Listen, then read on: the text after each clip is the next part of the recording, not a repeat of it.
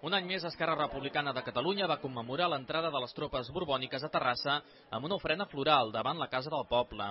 Es vol retre homenatge d'aquesta manera les persones que van morir durant els dies 3, 4 i 5 de setembre de 1713, ara fa 296 anys, i que es van oposar a l'exèrcit borbó.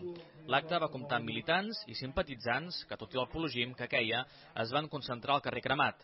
Entre ells, dirigents de la secció local d'Esquerra i també de les joventuts del partit. Tots van voler reivindicar un acte amb voluntat de ser institucional. Convé anar-ho explicant a vegades que aquí les tropes de Felip V van arribar un any abans que Barcelona, un any i una setmana, que Terrassa també va ser com la majoria de ciutats catalanes, una ciutat que es va adherir en defensa de l'arxiduc Carles d'Àustria i, per tant, va sofrir aquest assetjament per part de les tropes franco-espanyoles.